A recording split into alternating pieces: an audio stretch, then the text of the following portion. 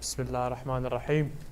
Thank you everybody for coming today. It always inspires me to see how our community comes together for various causes. Whether it be charity at home, whether it be charity abroad, medical issues, poverty, or indeed our religious obligations. Our community is always willing to stand up and fulfill their duties towards ourselves, but also towards our wider community. I don't need to speak about the importance of charity. You've all heard that a lot. But on this particular evening, I thought it might be important to reflect on Sayyidah Fatimiyya alayhi salam's suffering. You all know that as well. I'm sure our esteemed speakers will be going into the detail of that. But the question is, what lesson can we learn from that? And I'm sure that that's quite obvious, that we need to reduce the suffering of other people. The question then, of course, is how do we actually do that? How can our community continue to help others despite our very busy lifestyles and despite everything that we do? I work with the Lady Zainab Trust.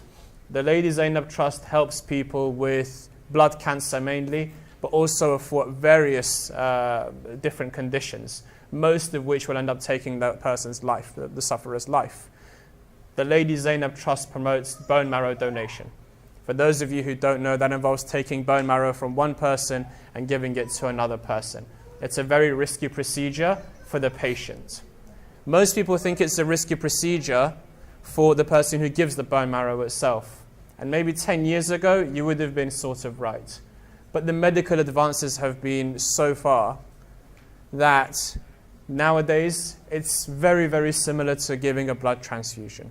It's a much, much safer procedure than it was before, and 95% of cases go through that procedure. Now, why do we need to register on the bone marrow donation register? Why our community in particular? Let me give you some examples. Finding a donor is very, very hard. For every 1,200 people who sign up to the register, only one person will ever be called. That means out of all the people in this room, we have to multiply it by about 40. One of you may be called to donate bone marrow. Now, if you're Caucasian, there's a 90% chance that you will find a match. If you are Asian, there is a 40% chance you'll find a match. But if you are Middle Eastern, like a lot of people in this room are, there is a 0% chance that you will find a match. You won't find anyone at all. That is something that our community needs to address. And that's why I'm calling on you today.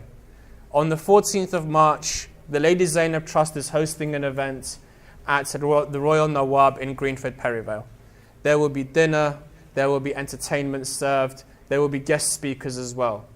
But more importantly than that, this is an opportunity for our community to really help each other. There are 800,000 people from the Middle East on the bone marrow donation register at the moment. There are only 900 people signed up. That's something that we can change very, very easily. If you want to change that, you can do two things. You can go onto the Lady Zainab Trust website and you can sign up to come to our event on the 14th of March. Last year, we sold out. If you go on our Facebook page, Lady Zainab Trust, you'll see some of the pictures. It was a fantastic event by all accounts. If you can't come to the 14th of March event, that's fine.